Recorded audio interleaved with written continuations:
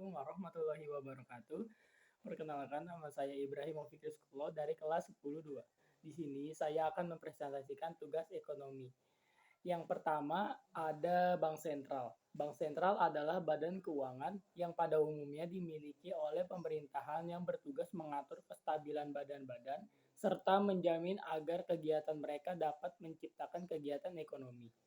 Yang kedua adalah pengertian sistem pembayaran.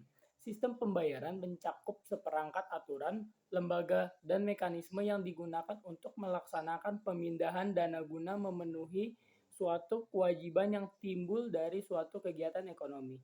Sistem pembayaran merupakan sistem yang berkaitan dengan pemindahan sejumlah nilai uang dari satu pihak ke pihak lainnya. Yang ketiga ada peran BI dalam sistem pembayaran. Salah satu peran utama dari Bank Indonesia adalah sebagai regulator dan fasilitator sistem pembayaran yang berlaku di dalam negeri. Bank Indonesia sebagai regulator bertugas untuk memastikan jika semua proses pada sistem pembayaran dapat berjalan lancar. Salah satu peran Bank Indonesia dalam sistem pembayaran adalah sebagai lembaga pengawas. Peran ini bertujuan agar transaksi pembayaran yang dilakukan oleh masyarakat dapat berjalan dengan aman dan terhindar dari tindakan penipuan atau kejahatan lainnya. Selanjutnya yang keempat ada penyelenggara sistem pembayaran non-tunai. Transaksi pembayaran non-tunai dengan nilai yang besar diselenggarakan Bank Indonesia melalui sistem BIRTGS, yaitu Real Time Gross Settlement. Dan sistem BIRTGS adalah sistem transfer dana elektronik yang penyelesaian setiap transaksinya dilakukan dalam waktu seketika. Yang selanjutnya ada pengertian dan sejarah alat pembayaran non-tunai. Pengertiannya yaitu alat pembayaran tunai adalah metode transaksi dalam bentuk kertas maupun logam. Alat pembayaran tunai telah lama menjadi salah satu metode transaksi yang banyak digunakan dalam kegiatan keuangan sehari-hari. Yang kedua ada sejarahnya. Pertama kali uang muncul di tangan para pedagang ketika mereka kesulitan dalam jual beli dengan sistem barter lalu membuat uang. Selanjutnya ada fungsi uang dan jenis uang. Fungsi uang yaitu yang pertama ada alat tukar. Alat tukar yaitu mempermudah pertukaran barang dan jasa tanpa harus menggunakan sistem barter. Kedua, ada satuan hitung, menjadi ukuran nilai ekonomi suatu barang atau jasa. Yang ketiga, ada penyampaian nilai, maupun menyampaikan nilai ekonomi dari waktu ke waktu. Keempat, itu alat pembayaran, digunakan untuk melunasi kewajiban transaksi. Selanjutnya ada jenis uang. Yang pertama ada uang kertas, bentuk kertas yang memiliki nilai tertentu. Yang kedua ada uang logam, bentuk logam dengan nilai ekonomi tertentu. Yang ketiga ada uang girai, uang yang berbentuk buku tabungan, suatu saldo elektronik. Keempat ada uang kartal, uang kertas dan uang logam beredar. Selanjutnya ada syarat mata uang. Syarat mata uang yang pertama adalah tahan lama, harus tahan lama dan tidak mudah rusak. Yang kedua, tidak mudah dipalsukan, agar tidak mudah dipalsukan untuk menjaga kepercayaan masyarakat. Ketiga, portabilitas, harus mudah dibawa dan digunakan dalam transaksi sehari-hari. Keempat, mudah dikenali, agar dapat mudah diidentifikasi dan diakui sebagai alat tukar. Selanjutnya ada standar mata uang. Standar mata uang adalah sistem yang menetapkan nilai mata uang suatu negara dalam kaitannya dengan mata uang lain atau bahan komoditas tertentu. Standar mata uang dapat dibagikan menjadi beberapa jenis. Yang pertama ada standar emas. Nilai uang yang diukur berdasarkan nilai emas. Negara yang menganut standar emas harus memiliki cadangan emas yang sesuai dengan jumlah mata uang yang beredar. Kedua, ada standar perak. Sama seperti standar emas, tetapi nilai mata uang diukur berdasarkan nilai perak. Yang ketiga ada standar devisa. Mata uang diukur berdasarkan nilai uang asing atau sekumpulan mata uang internasional yang diterima. Ada unsur pengaman rupiah. Yang pertama ada watermark, air yang terlihat saat uang ditempelkan di atas cahaya. Yang kedua ada security thread, pita logam yang terdapat di dalam uang kertas untuk memberikan keamanan tambahan. Yang ketiga ada hologram, gambar hologram yang berubah warna saat diputar. Yang ketiga ada microprinting.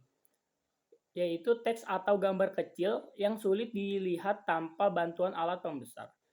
Kelima, ada tinta khusus. Penggunaan tinta khusus yang sulit dipalsukan. Keenam, ada cetak timbul, yaitu teks atau gambar yang dicetak timbul di permukaan uang. Ketujuh, ada gambar tersembunyi, gambar yang terlihat pada sudut tertentu. Yang kedelapan, ada holographic patch, yaitu pita hologram yang terpasang pada uang kertas. 9. Ada security features pada logam, yaitu penggunaan desain dan teknologi khusus pada uang logam untuk mencegah pemalsuan. Yang ke-10 ada pita ribbon, yaitu pita khusus yang terpasang di uang kertas. Ke-11 ada QR code. Pengguna QR code pada beberapa denominasi untuk verifikasi keaslian. Semua ini dirancang untuk membuat uang rupiah lebih sulit dipalsukan dan memberi kepercayaan kepada masyarakat dan pihak yang terlibat dalam transaksi ekonomi. Selanjutnya, ada sistem moneter. Kebijakan moneter adalah sebuah kebijakan yang dikeluarkan oleh bank sentral dalam bentuk pengaturan persediaan uang untuk mencapai tujuan tertentu. Tujuan utama dari kebijakan moneter adalah mencegah terjadinya peningkatan uang beredar secara berlebihan atau sangat kurang. Selanjutnya, ada pengelolaan uang rupiah.